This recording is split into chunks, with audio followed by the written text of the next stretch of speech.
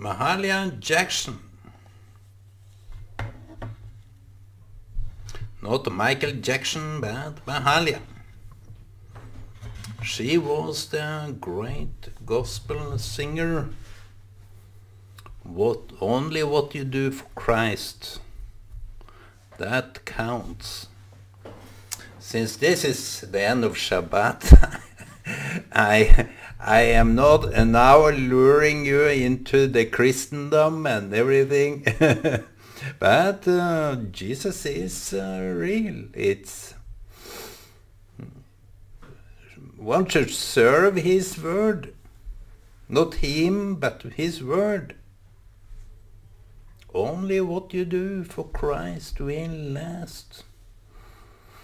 Only what you do for your brother, what you do for your siblings, only what you do will last. What can we do? It's the big questions. It can never stop to be a question about what we can do for each other, do for Christ, do for... He said something very profound.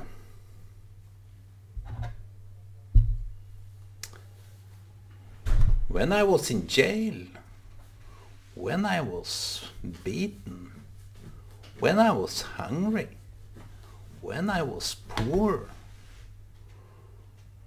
what did you do? He didn't really get to... He was imprisoned, yeah. He may have been poor, but he was not as poor, but he associated himself with those poor people. That was his...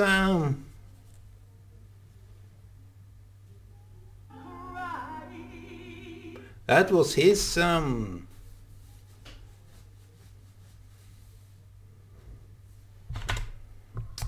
they claimed, they said, he is among sinners and prostitutes and taxers, those that takes tax from other people, liars and thieves. He is eating with them, he is together with them. Now, who shall we regard this man as? So his pride may have been to use those, to associate himself with those, that was the minor, the underdogs. I told you once, for a while, that I'm born as an underdog. I'm an underdog. We have the best lawyer, we have the best advocate. Underdog never do bad intentionally, as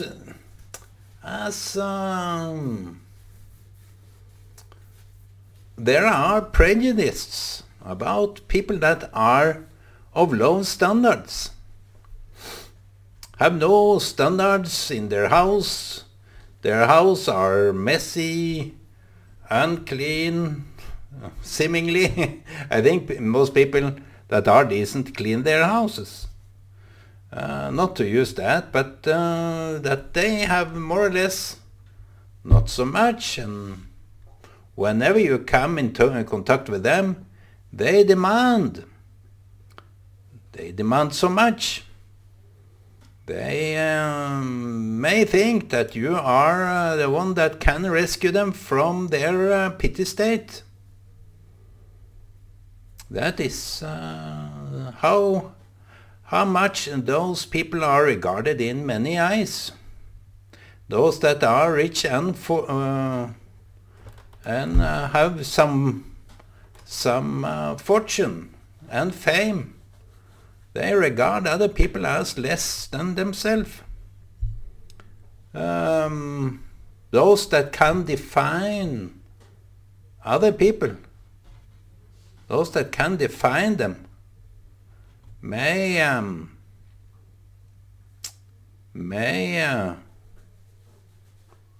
have some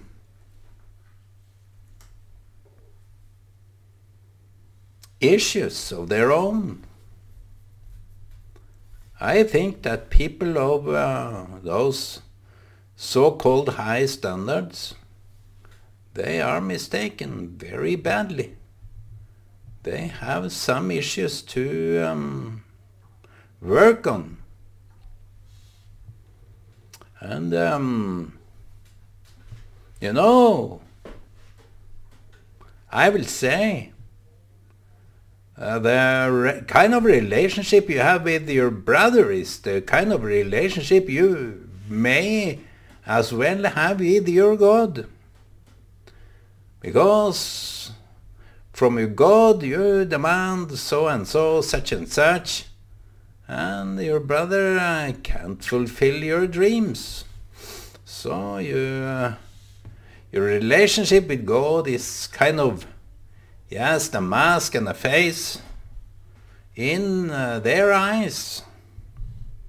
So how real is your relationship with God if your relationship with God is not real?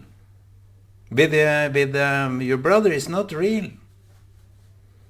How real is your relationship with some lovers that you call your love?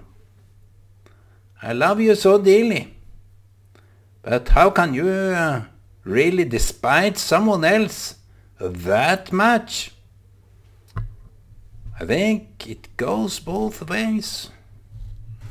If you love God, you also truly love your brother. And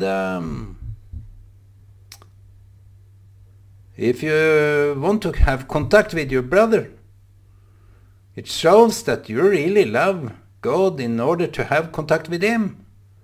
But maybe your contact with God is a kind of a superficial contact, so you don't mind it so much. You have just some verbally explanations of how important the things you are minding is. You see, we use God for different purposes all the way. We have no justification for that, but we invent some justification because God in itself, as a word, as a proclamation, is a justification for our bad deeds, our lack of deeds, our poor deeds, our poor relationships. So we use God just as an excuse for something much, much more. And if some people can't really depend on you, I wonder how you depend on God. It's very tricky. It's very tricky. This is subject of God. I now, more than ever before, understand the atheists' argument. Not only the atheists, but those that retract, walk away from the Christian community. Because, as they say, in very spiky manner, with a very cynical tone and very spicy thing, they use their Christian community, the religious community, as a excuse to do what they do. or lack of doing. They use the Christian community as a shield of their own image. So it's very easy to, and that's part of the why I went out of this Christian community, because it was too easy. It was too easy to say, praise the God, praise the Lord. And it was too easy to say, God be with you, my friend, and holy moly, I don't know, whatever I said back in those days. It's not right, my friend. When you use God as excuse for something, lack of something, I don't know what to say. It's really that bad, it's that low, it's that pity. To use God as an excuse for something very profound, that you are real, you are great, you are a man of God. I'm touching on this subject very often, and you have to bear with me because it is for you. It is for those that can't handle this. I talk exactly to you. I talk to those that can't handle what I say. I don't talk to people that are praising me up there. No, I'm talking to you, my friends, that are despiting me, that are opposing me, that want me to shut the up, and so on. I'm talking to you, the church leaders and whoever that uses that as a platform, as a shield around themselves to protect their own. You see, people are not that brain dead. I wish to say, I think in my mind that people may be a little bit naive, that they can attend those meetings. Yesterday I was talking about when we come together. But you see, it's kind of a low standard when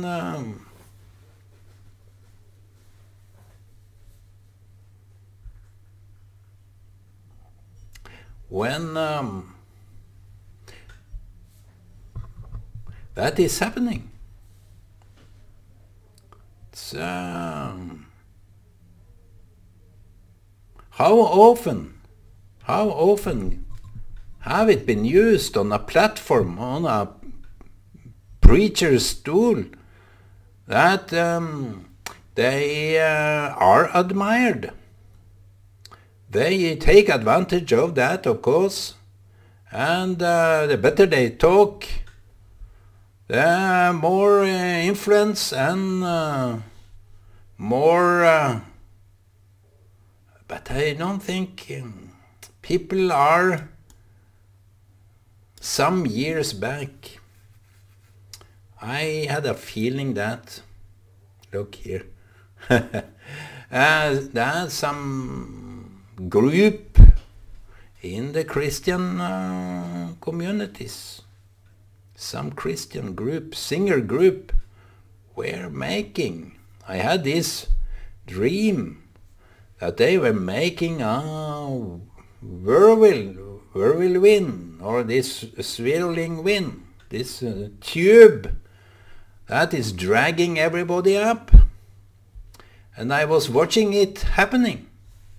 And they came and sang, and they were very popular indeed. So popular that everybody, even non-Christians, were attending this meeting because they were brilliant in their instrumental way. It was kind of a very nice tune to it. Something underneath. Because, you see, I saw a lot of women there, and the singers were two very handsome men. And I saw many women there that was attending this meeting. It's kind of, you get to think, why are those women there? Are they so... See, this has nothing to do with the church. It's unclean message. It's unclean, something unclean. I'm not right to talk about such a thing. I'm just merely touching on these subjects because it's needed to be said in some way or form that sometime we need to sober up, see what's happening. And when things get out of hand, no one is there to stop. That's why the swirling wind came. Turbulent. I can Google it up, but wait a second. I can Google that up.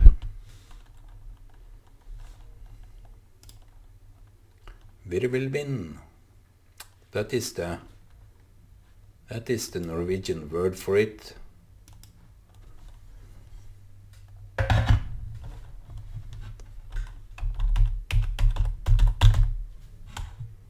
Whirlwind.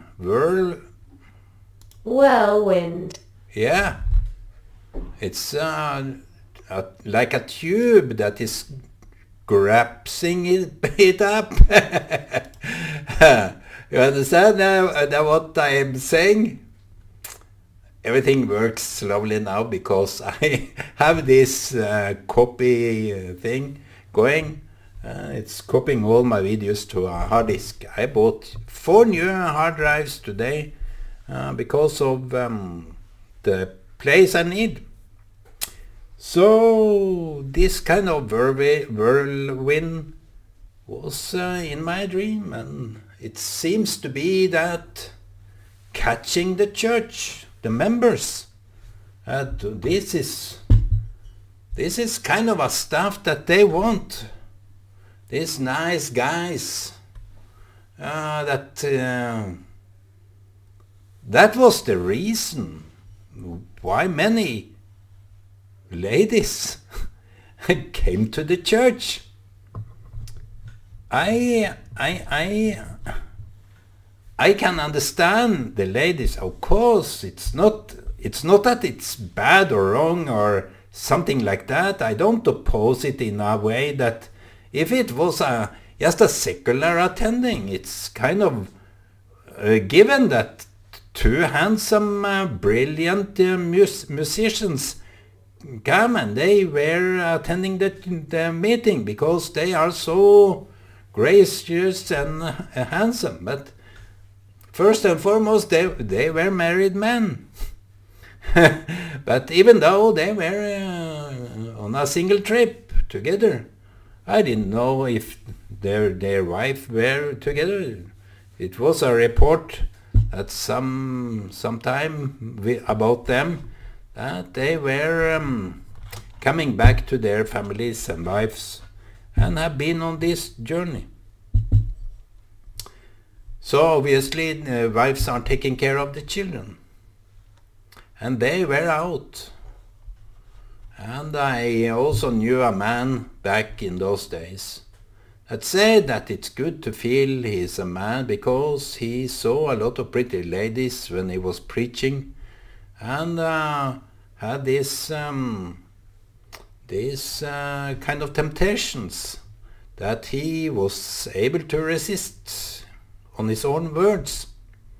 It's kind of something that you wouldn't talk so loudly about, but that is how it is, and we are like that.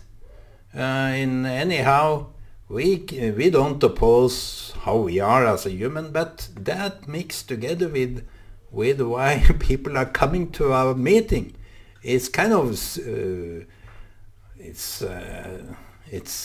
that is something not very according to the why people should come.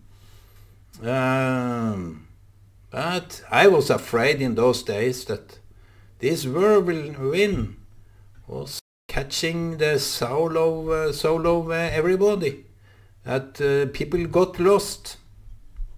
And the kind of excuse and why people are who they are, what they are, and do what they do is kind of in those terms that they do it because they are liked. They are getting likes, thumbs up for what they are doing. There are no salt left in the words of people. There are no salt that are there to be tasted, and keep the things fresh and strong. It should be salted with words that have some character to it. Shouldn't just go around nodding to everybody's saying because they are great, because they are big.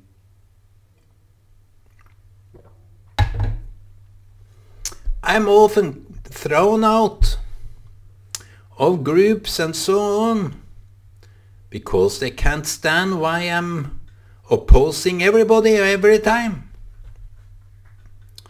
I don't know whether I can change myself in that regard, but I am a change where people are.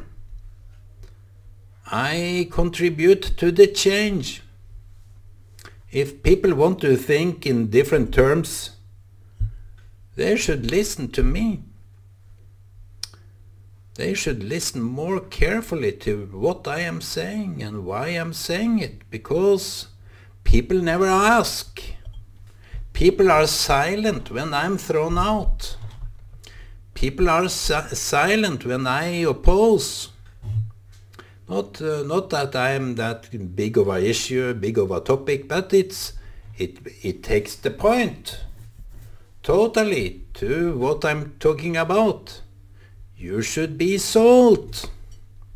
And if you are just nodding your way around, who can people take you for? Haven't you any characters? Don't you have any character to yourself? You are the license for people to kill. As they said about the Germans who slaughtered all the Jews, the silent flock were the given was the part of the war, the Holocaust, that gave the license to kill, because of the silence, not because of all that opposed people like Hitler and his soldiers. No, it was just the silent part. The media that portrayed this in a very strange, falsified, lied and wrong way. What am I really talking about today?